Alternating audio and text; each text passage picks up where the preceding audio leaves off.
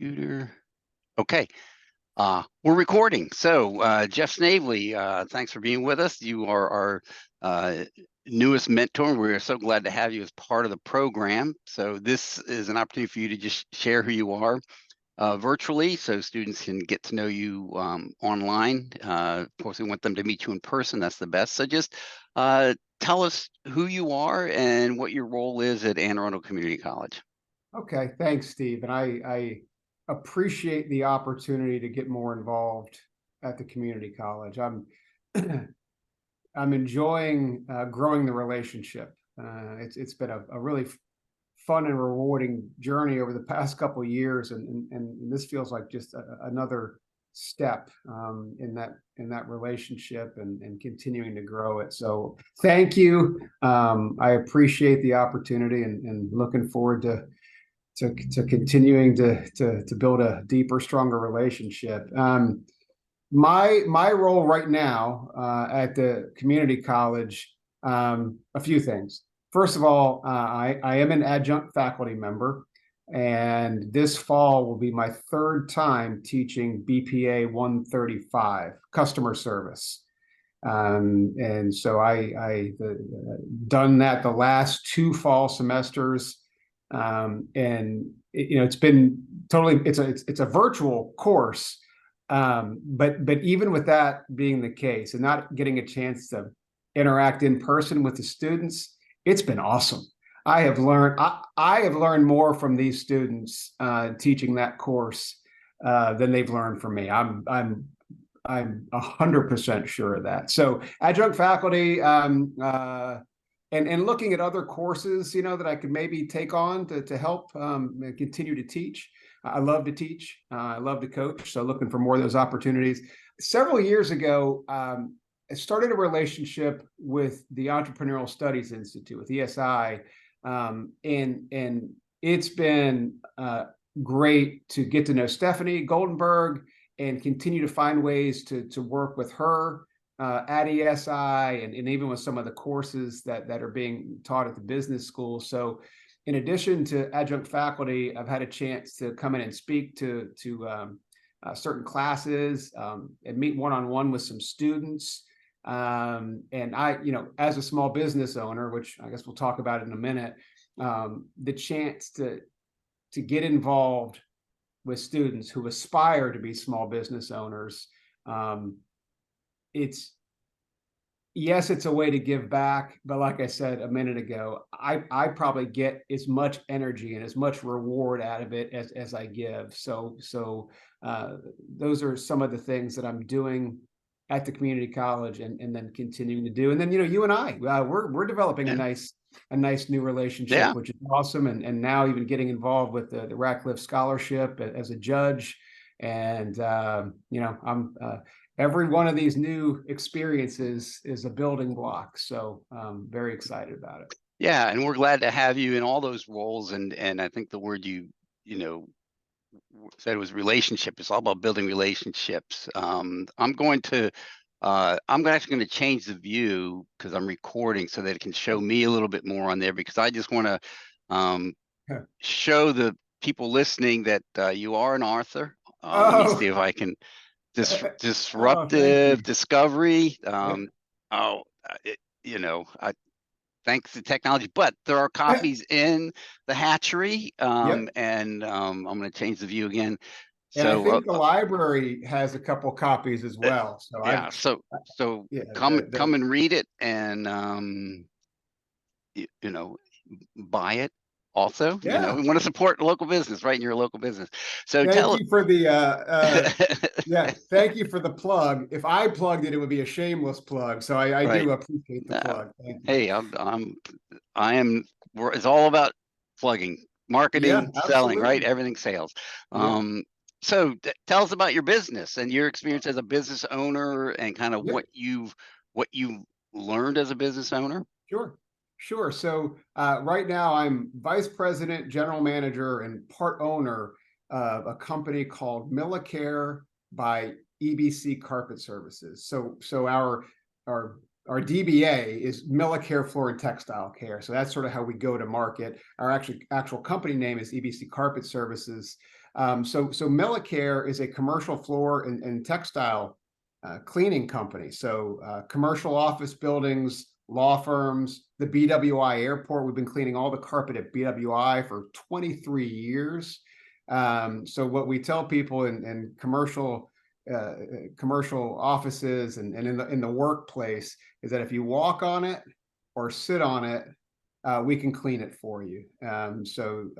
Company's been around since 1989. We've got almost 100 employees, 4 offices in the Mid-Atlantic area. So yes, I clean floors for a living, but I proudly clean floors. I'm so proud of our company and our people and our customers.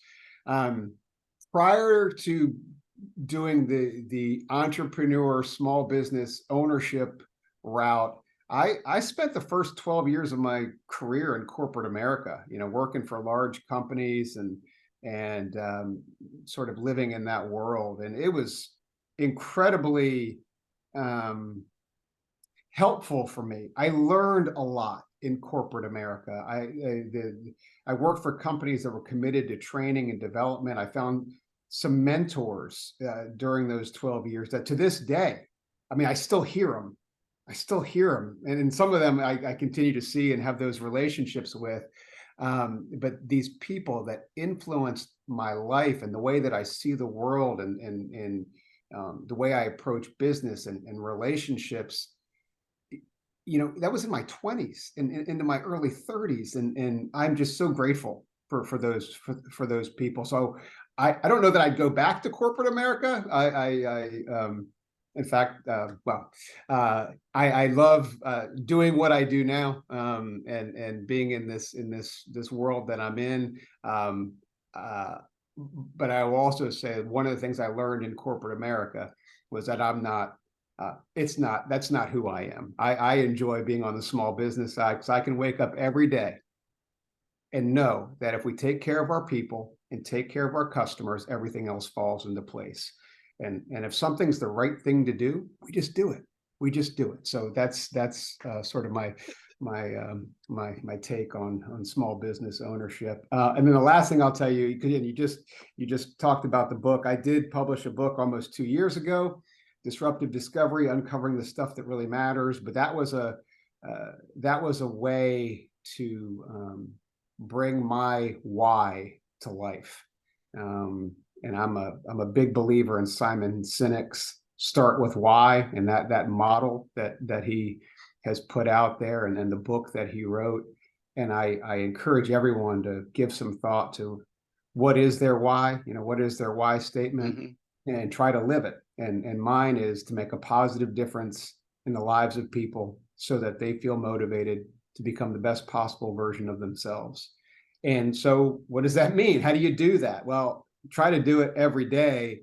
But one of the ways that I decided to try to bring that to life was by writing a book and taking everything that was in this head and notes that I'd taken over several decades, start to compile them and try to organize those thoughts in a way that could make a positive difference. And that's why I wrote the book. Oh, So. good. Yeah. So, they say everybody has a book in them, and we're glad you brought yours out. Yeah. You mentioned, that you still hear the voices of your mentors. Yeah. And that's, we're here talking about you as a mentor. So why do you want to be a mentor, and tell us more about your role as a mentor for these students? Yeah.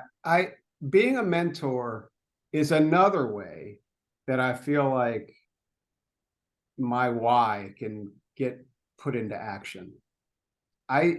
There's just something about helping people get to a better place or help them get to where they're trying to go. That I just find that incredibly, I find it incredibly fulfilling.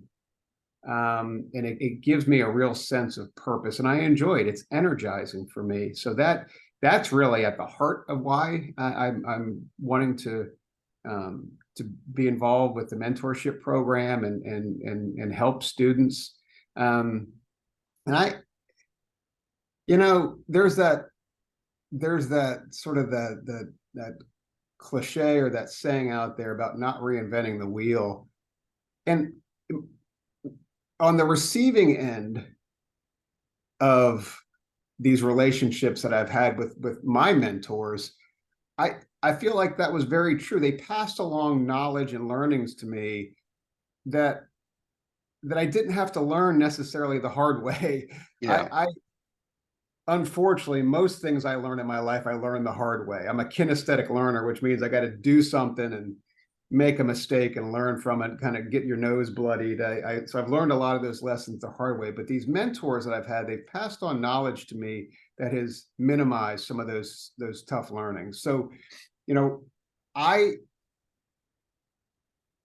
if you said what are two specific ways that, to me, there are two very specific, tangible ways that I feel like I can help students. And I'm a well-intentioned contrarian, right? So I try my best to challenge the status quo, not for the sake of challenging the status quo, but because sometimes I think that's the best way. It can help you think differently about something or confirm whatever you were originally thinking. So critical thinking is so important. And I want to help these students understand what that means. What does that mean to think about something in a critical way? And along with that, the second thing is there is not enough questions being asked, or the right questions being asked. And I think that's just an important life skill, not just in business or professionally, but personally as well. So I really, in my experiences with students as a mentor, I think a lot of the work I want to do with them is around critical thinking and helping people to understand how do you ask the right questions and then actually listen to the responses. Well, so I hope that is a tease for the students to say, well, what does that mean? Yeah. And to find out, Mhm. because we're not going to get into all that right now. And I think you've kind of already answered the next question is, what do you want your students to get out of your mentoring? And that is, one, the relationship that's ongoing, but also those critical thinking skills and asking questions and and I'm just thinking, boy, I'd love to be in your mentoring section and watch the students question you, Yeah. challenge Oh, you yeah, and say, absolutely. And yeah, I love asking questions, but I love being asked questions. And for any students who have a real desire to learn more about sales, specifically sales, that's an area that I get really juiced about. I mean, that is a very specific career path or part of a business that I could sit around and talk to people about what is sales, what isn't sales, what is relationship selling versus transactional selling, and trust-based selling and consultative. So anyone who has a desire to really talk about sales and marketing, boy, we could have some real fun talking about that. yeah, okay. Well, I know we got to start winding this up, but just last question here is, you said you've had some mentors that gave you advice and Hmm. stuff. So what's some advice you received that you didn't listen to that you wished you had? Yeah, and I will again, being a well-intentioned contrarian. The first thing I'm going to do is pass along some advice that I did listen to that has stuck with me for a long time. I had someone when I got my first management job. I had someone pull me aside. They said, "Hey, man, it seems like you're kind of struggling with this," because I was young. I was in my 20s and never managed people. Everyone on my team was older than me. Blah blah blah.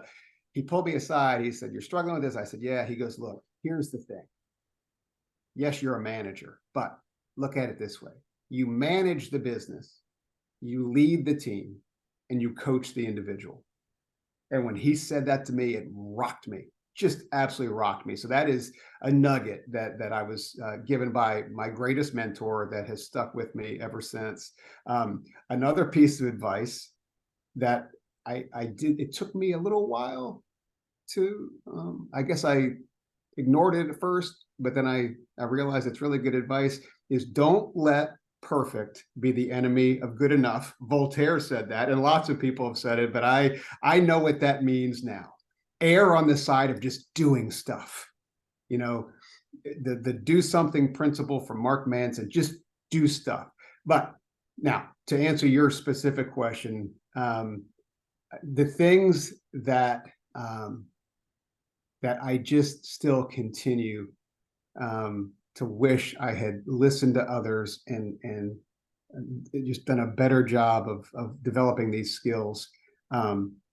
Managing expectations, you know, is really, really, really important. And even imposing your standards on other people, it's setting you up for disappointment, you know. And if you're really, if your goal is to really help and support people, I'm not saying have low expectations. I'm saying manage your expectations. And then the other thing is, I just wish I was more patient. And that if I could, I think that patience is something that at an earlier age, decades ago, I wish that was a skill that I would have developed, because it is a really, really, really important one in business and in life. So Yeah, anyway. yeah, yeah. So there was a little cartoon over prayer says, "Lord, I want patience and give it to me now." Yeah, You know, exactly. it's like, Exactly. so thank you very much. We're going to stop recording in a minute, but I'm going to leave Yeah. you with a question, but I'm not going to record your Yeah. answer. And it's because it's something you deal with in your mentoring groups. What is leadership? So, Mm. and I'll stop the recording there. Maybe. I love technology.